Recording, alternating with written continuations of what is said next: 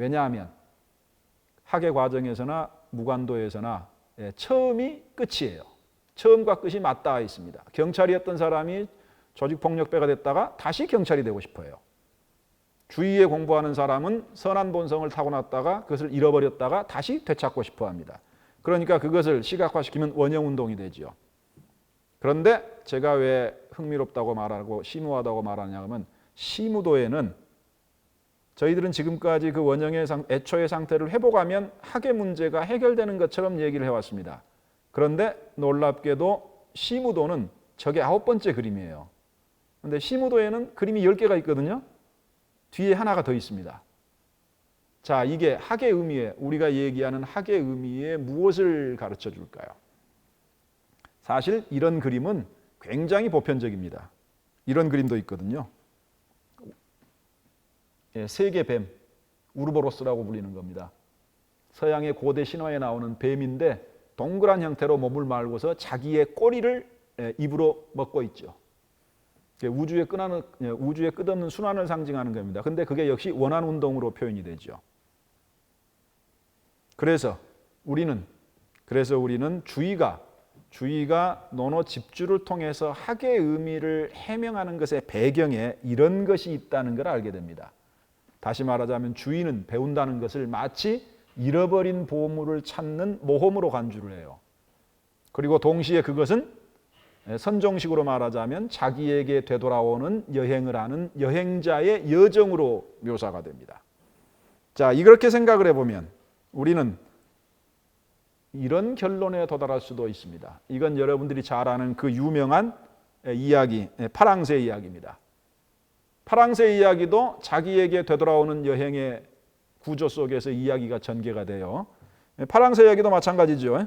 파랑새 이야기도 똑같습니다. 이 두 오누이가 크리스마스 전날인가 옆집 할머니 집에 갔다가 옆집 할머니의 손장가가 병들어 있는 걸 목격하고 저 손자를 위해서 뭘 할 수 없을까 그랬더니 할머니가 그럼 파랑새를 구해오면 된다.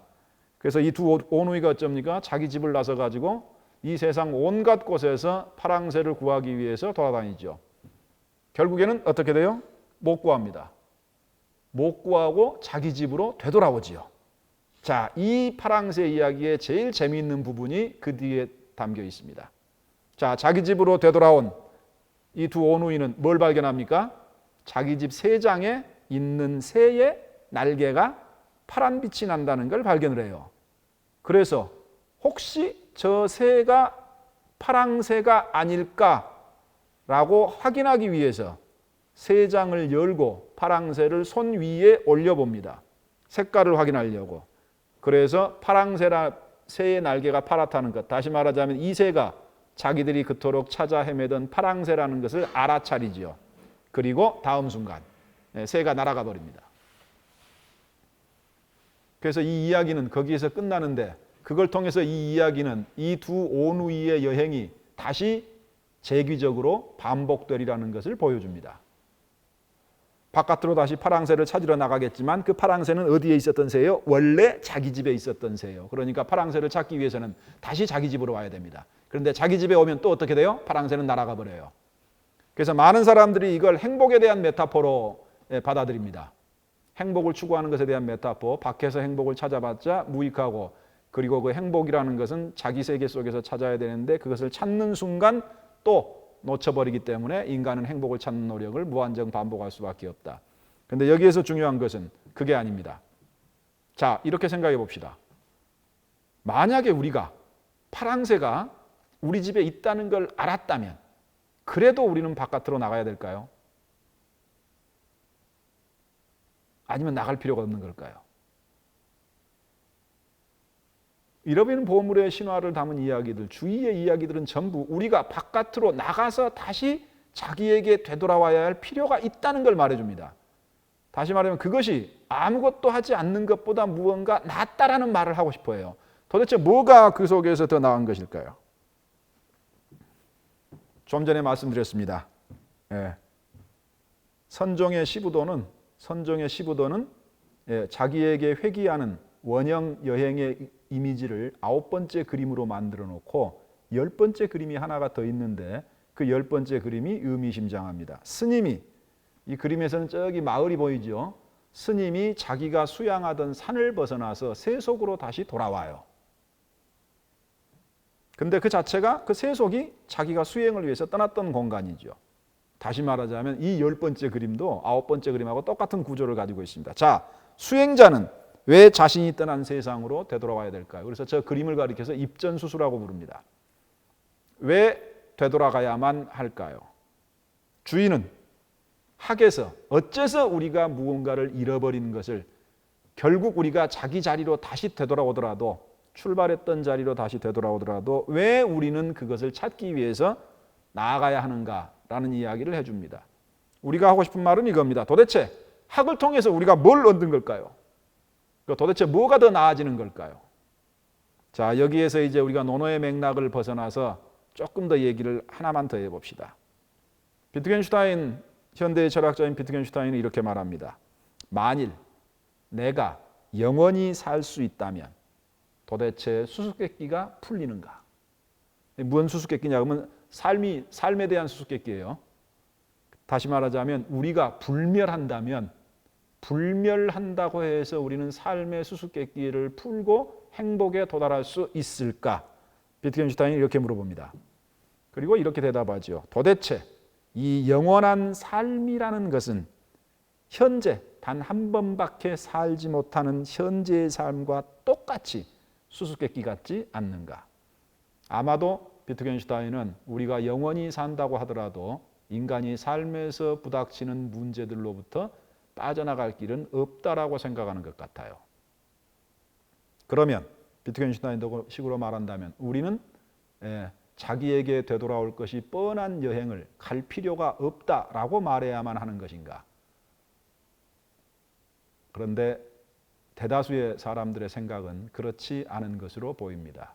다시 말하자면 우리는 내가 집 밖을 나가서 다시 집으로 되돌아올 줄을 알면서도 집 안에 가만히 있는 것보다는 집 밖으로 나가야 한다라는 쪽을 택하고 있는 걸로 보여요. 그럼 도대체 그게 안 나가는 것보다 나가는 게 왜?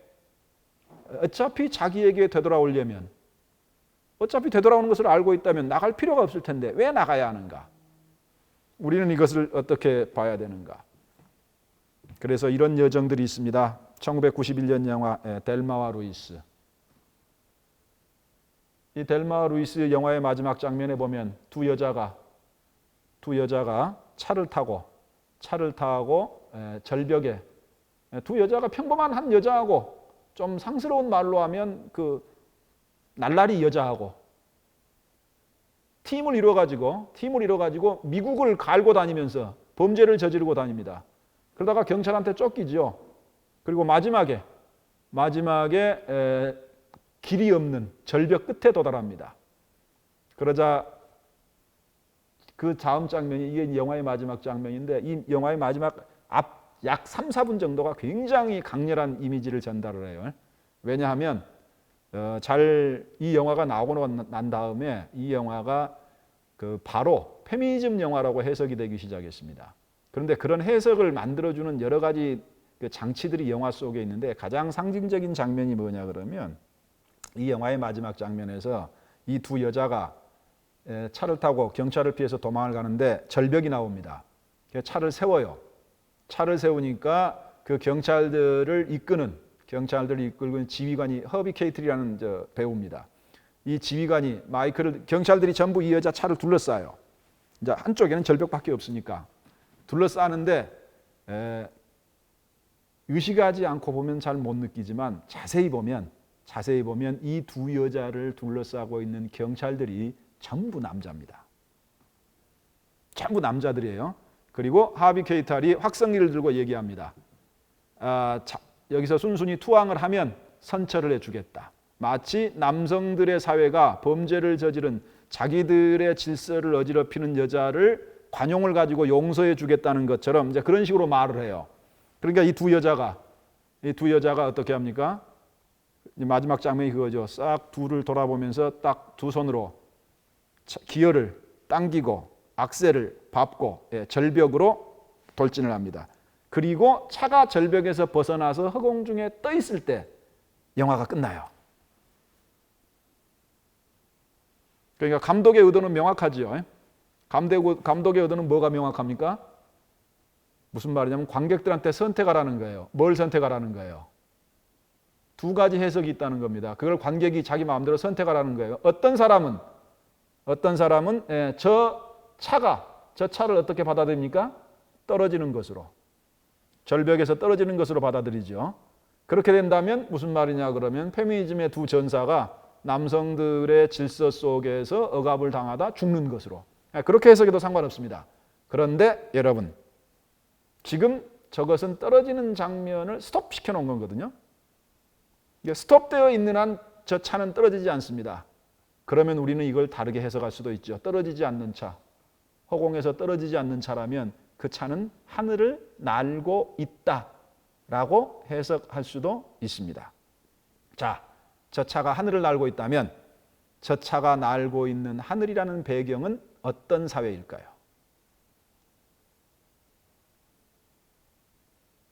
남성들의 질서로부터 탈출한 차예요. 그러니까 저 추상적인 하늘이라는 배경은 바로 저들이 꿈꾸던 여성들이 중심이 되는 어떤 사회일 것이다라고 해석할 수도 있는 겁니다. 그래서 우리는 이것하고 아주 비슷한 생각을 의외의 곳에서 발견합니다. 이런 곳에서 발견하죠. 선종의 선시 중에 하나입니다. 백척간두 진일보, 시방세계 현 전신. 백척간두에서 절벽 끝에서 63빌딩 끝에서 아무것도 없는 허공으로, 이 시에 의하면 그래요. 아무것도 없는 허공으로 한 발을 더 옮겨라. 그러면 시방세계, 모든 세계가 그 참된 모습을 드러낼 것이다. 우리는 다 알고 있습니다. 백척간두에서 한 발만 더 나가면 떨어져 죽는다는 걸. 그럼 선종의 선신은 왜 거기서 한 발을 더 나아가라고 그럴까요? 다시 말하자면 우리는 자기에게 되돌아온다는 걸 알고 있어요. 출발지로 되돌아온다는 걸. 파랑새를 찾으려면 우리는 바깥을 찾는 게 아니라 우리 집으로 다시 되돌아와야 하는 걸 알고 있습니다. 그런데 왜 집 밖으로 나가야 돼요? 떨어질 걸 알면서도 왜 차를 절벽 끝으로 몰아야 됩니까? 떨어질 줄 알면서 왜 백척간두 바깥으로 한 걸음을 더 나아가야 될까요? 전부 같은 이야기를 합니다. 이 같은 이야기들의 귀결이 도대체 뭘까요? 그걸 생각해 볼다고 말입니다. 주자가 말하는 말 속에서. 그래서 이런 겁니다. 어쩌면 문제가 풀리지 않을지 몰라요. 비트겐슈타인은 그렇게 생각했습니다. 100번을 왔다 갔다 하던 불멸의 삶을 살더라도 삶의 문제가 해결되지 않을지도 모른다. 그러나 우리가 정말로 운이 좋다면 우리는 자기에게 되돌아오는 여행을 통해서 뭔가를 발견할 수 있을 겁니다. 그것은 어떤 걸까요? 이런 것일 수 있지요. 이것은 그 유명한 추사 김정희의 부장난도라고 불리는 겁니다. 그림에 제목이 없는데 그림에 쓰여 있는 서재의 세 글자가 부장난이기 때문에 부장난도라고 우리가 일반적으로 불러요. 이렇게 되어 있습니다. 부장난화 20년, 난꽃을 그리지 않은 지 20년. 그 다음 말이 사람들은 그 세 번째, 네 번째 구절이 더 좋다고 그러는데 제가 보기에는 그 다음 말입니다. 우연사출 성중천. 우연히 내 본성 속에 있는 하늘을 그려냈다. 폐문명명 심심처 문을 닫고 그 깊고 깊은 경지를 살펴보았더니 차시유마 불이선, 이것이 유마거사가 말하는 둘이 아닌 선의 경계로구나. 자, 이 말 속에서 우리는 자기에게 되돌아오는 여행, 잃어버린 여정을 통해서 무언가를 찾아낸 사람의 이미지를 목격합니다. 제가 보기에 그 이미지는, 그 말은 어디에 들어있느냐? 그 말은 두 번째 행에 세 단어에 들어있습니다. 자, 이런 사람입니다. 여러분, 이런 사람을 생각해 보세요. 어떤 사람이에요? 자기 자신의 내면 세계 속에서 이걸 발견해낸 사람입니다. 무엇을 발견해요? 성중천. 저 사람은 자기 마음 속에서 하늘을 발견했어요. 자, 자기 마음 속에서 하늘을 발견한 사람은 도대체 어떤 세계의 하늘을 발견했고 그 하늘을 배경으로 사는 삶이라는 것은 어떤 종류의 삶일까요? 다시 말하자면 우리는 비록 그 결과가 나에게 다시 되돌아오는 것이라 할지라도 우리가 그 여정을 밟아 나가면 어떤 경우에 무언가를 얻을 수 있다는 것을 말해주는데 그 무언가는 바로 이런 종류의 겁니다. 그래서 우리 마음속에서 하늘을 발견해내고 그 하늘을 배경으로 삶을 영위하는 게 무엇일까? 라는 걸 상상하면 현재 우리들로서는 거의 상상할 수 없는 수준의 삶을 사는 거죠. 저것은 돈이나 권력하고는 아무 상관이 없는 삶입니다. 운이 좋다면 저럴 수도 있다는 이야기입니다. 자, 그러나 우리는 잘 알고 있죠. 무엇을요? 길은 계속 이어진다는 걸. 그래서 길이 계속 이어지기 때문에 여러분들 보시면 아시지만 이것은 우리가 잘 알고 있는 찰리 채플린의 모던 타임스 1936년 작품입니다. 모던 타임스의 마지막 장면은 이렇게 되어 있습니다. 남자 주인공하고 여자 주인공이 다시 길을 떠나요. 파랑새의 두 오누이는 다시 파랑새를 찾으러 나가야 됩니다. 다시 길을 떠나고 또 이것도 있습니다. 1987년 작품이죠. 이란 영화 이빠스 기아로스타미 감독 내 친구의 집은 어디인가. 친구 집에 그 노트 갖다 주려고 친구 집을 찾아서 헤매는 소년의 이야기. 그래서 길을 가는 사람의 이야기. 인생이라는 것이 길을 가는 길 위의 삶이라는 것을 전달해주는 신화적. 이것들이 전부 다시 똑같은 이미지들이에요. 전부 똑같은 이야기들을 하고 있는 겁니다. 무슨 말이에요? 전부 인생은 여행이고 우리는 여행을 가면 결국 자기 집으로 어떤 여행을 대부분 되돌아올 것이다. 그러나 우리는 다시 길을 나서야 한다. 전부 똑같은 여행이에요. 당신이 삶을 살기 위해서는 이것밖에 없다. 그러나 이 여행들은 그것이 아무리 고달프고 힘들고 그 앞에 내 있는 게 불확실하고 문제를 해결해 주지 않을지 몰라도 밖으로 나가라, 길을 걸어라고 말을 해줍니다. 주자의 학의 개념도 본바드라는 말도 그 말이에요.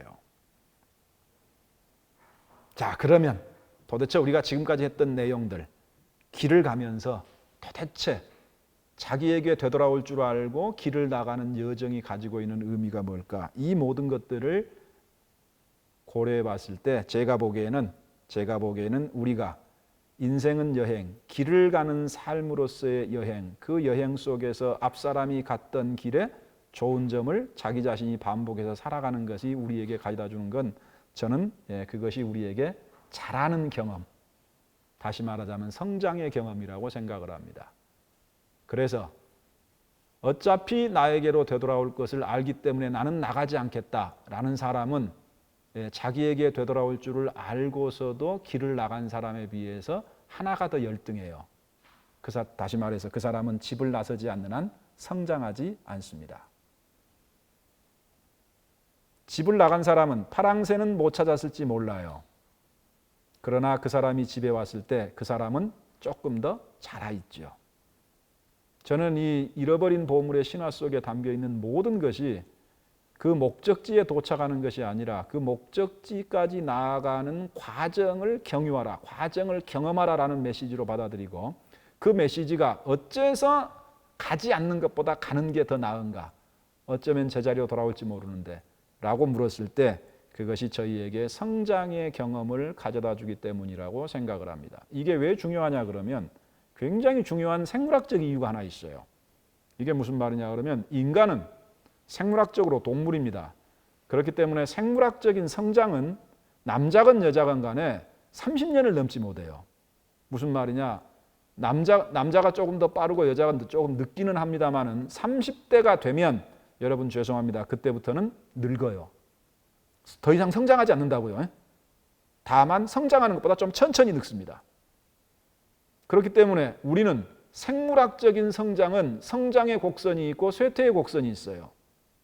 그러니까 우리는 생물학적인 차원에서 삶을 살면 죄송합니다. 30대 이후의 삶은 비참할 수밖에 없어요. 왜? 마지막에 쇠퇴의 끝에 죽음이 기다린다는 게 너무나 분명하기 때문에. 자, 그런데 만약에 그 생물학적인 영역을 벗어나서 우리가 지속적인 성장을 도모할 수 있는 삶의 영역이 있다면 그 삶을 사는 사람은 어떻게 되느냐 그러면 오늘이 어제보다 조금 더 나은 삶이고 오늘이 어제보다 조금 더 멀리 나아간 삶이고 내일은 오늘보다 조금 더 멀리 나갈 거예요. 그래서 우리는 이 두 가지 비전, 다시 말하자면 쇠퇴의 전망 속에서 삶을 사는 사람하고 성장의 전망 속에서 삶을 사는 사람의 이 두 가지 양상을 대비시킬 수가 있습니다. 그래서 이 대비시켜 놓고 볼 때 두 번째 삶의 양상을 살아라. 생물학적인 차원에 국한되지 말고 성장과 쇠퇴의 그래프의 사이클에 국한되지 말고 삶의 또 다른 차원을 열어젖히고 그 당신이 열어젖힌 삶의 차원에서 자기 자신을 성장시키는 삶을 살아라. 저는 이것이 논어에서부터 시작해서 백호통과 정약용을 거쳐서 주의에게 이르는 학이라는 낱말과 그 학이라는 낱말을 저희들이 현대적으로 해석하는 작업이 주는 결론이라고 생각을 합니다.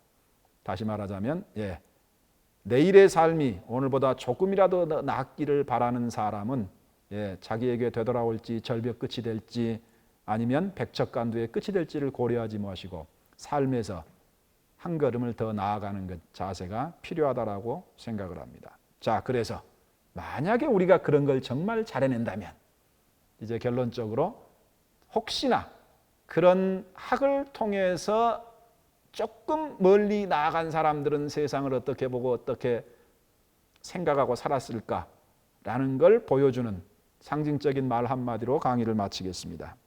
이것은 북송시대에 저명한 유학자였던 정오정이, 우리가 이정형제라고 부르는 사람의 하남정시유서 권 3에 나오는 표현입니다. 개인적으로 제가 굉장히 마음에 들어가는 표현입니다. 이렇게 되어 있습니다.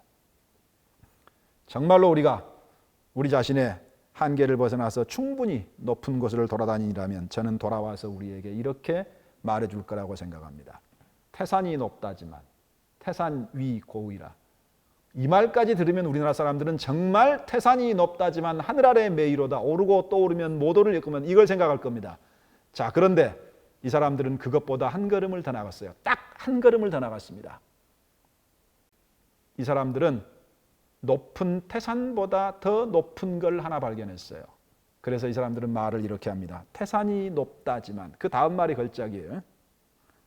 연이나 태산 정상은 이 불속 태산이라. 태산 정상은 이미 태산에 속하지 않는다. 이게 무슨 말이냐 그러면 태산 꼭대기는 태산이에요. 근데 태산 꼭대기 위, 거기는 뭡니까? 거기는 산이 아니죠. 거기 하늘이라고요. 저 사람들은 높은 것 위에 더 높은 것이 있다는 걸 알고 있고 그 위에 무한한 도처의 세계가 있다는 것까지 파악했습니다. 그러므로 수요순지사라도 요순의 위대한 업적조차도 생각해보면 역시 역지시 여태어 중에 일점 부운 과목, 눈앞을 지나가는 한 점 뜬 구름에 불과하지 않는가.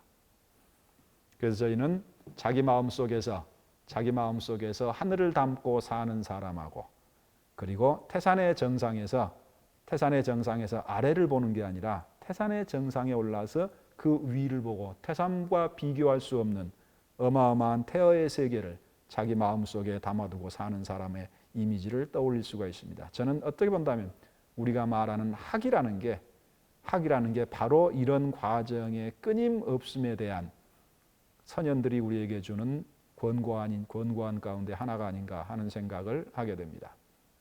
자, 짧은 시간이었습니다만 이상으로 논어의 학에서 출발해서 하남정시 유세까지 이르는 제 짧은 강의를 마치도록 하겠습니다. 감사합니다.